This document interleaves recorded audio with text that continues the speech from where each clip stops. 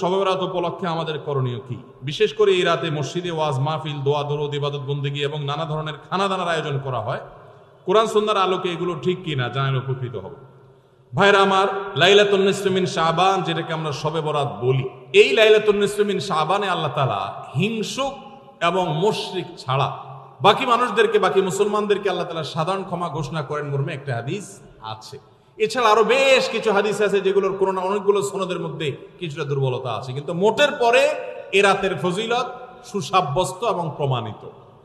কিন্তু এর মানে এই নয় যে এই রাতকে কেন্দ্র করে আমরা যা করি আমাদের দেশে তার সব সঠিক।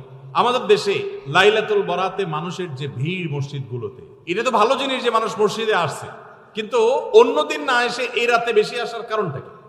লাইলাতুল কদর বেশি ফজিলতপূর্ণ নাকি এই রাত বেশি ফজিলতপূর্ণ? লাইলাতুল কদরের সাথে কোনো তুলনা চলবে? সেই রাতে মানুষ কি এত বেশি ইবাদতের চেষ্টা করে? তাহলে এই রাতে এত বেশি চেষ্টার রহস্যটা কোথায়? রহস্য হলো আমাদের দেশে মানুষ মনে করে যে এই রাতে ভাগ্য ঠিক হয়, অতএব সারা বছর যাই করি না করি এই একটা রাত মসজিদে গিয়া আল্লাহ বিল্লাহ করে যদি সারা বছরের ভাগ্যটা ঠিকঠাক করা যায়, এরপর আর মসজিদে যায় কেনা। এই চালাকি করলে কি ভাগ্য ঠিক হয়ে যাবে? ভাইরা আমার, লাইলাতুন নিসফি মিন শাবানকে কেন্দ্র করে বহুবিধ বিদআত, বহুবিধ বাড়াবাড়ি, বহুবিধ কুসংস্কার আমাদের সমাজে আছে। এক সময় তো প্রচুর পরিমাণ পটকা ফুটাফাটি চলতো। আলহামদুলিল্লাহ, প্রশাসনের ভাইয়েরা প্রতি বছর নিষেধাজ্ঞা আরোপ করেন এবং এটা অনেকটা কমেছে, যেটা আমাদের নিরাপত্তা হুমকির মধ্যে আমাদেরকে ফেলে। দিনের নামে আমরা কখনো সেগুলো করতে পারি না। অনেক মসজিদে আলোকসজ্জা করা হয়। আলোকসজ্জা তো আপনি এমনিই করেন সারা বছর, কিন্তু এই রাতকে কেন্দ্র করে আলাদা করে আলোকসজ্জা করা, এই রাতকে কেন্দ্র করে ওই যে হালুয়া রুটি খাওয়ার একটা ব্যাপার এখনো আমাদের দেশে কোথাও কোথাও আছে।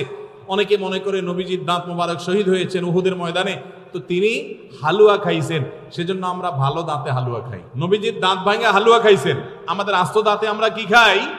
হালুয়া খাই।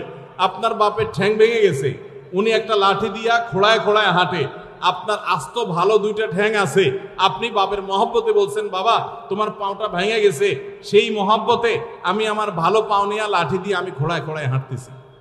কি বলেন? বাপ খুশি হবে? খুশি হবে? বলবে এটা তো বেয়াদবি, তামাশা করতেছ আমার সাথে, আমার ভেঙাইতেছ। নবীজি সাল্লাল্লাহু আলাইহি সাল্লাম দাঁত মোবারক শহীদ হয়েছে বাতিলের বিরুদ্ধে জিহাদ করতে গিয়ে। আপনি বাতিলের সাথে আঁতাত করবেন আর হালুয়া খায়া নবীজির সুন্নাত আদায় করবেন, এর চেয়ে বড় হাস্যকর জিনিস আর হতে পারে না। অতএব সব ধরনের বাড়াবাড়ি কুসংস্কার আমাদের বন্ধ করতে হবে।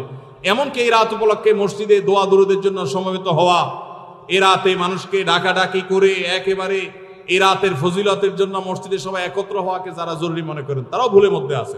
ব্যক্তিগত ইবাদতে আল্লাহর ক্ষমা পাওয়ার জন্য চেষ্টা করতে পারেন, সেটা ভিন্ন বিষয়। আল্লাহ আমাদেরকে বুঝার তৌফিক দান করুন।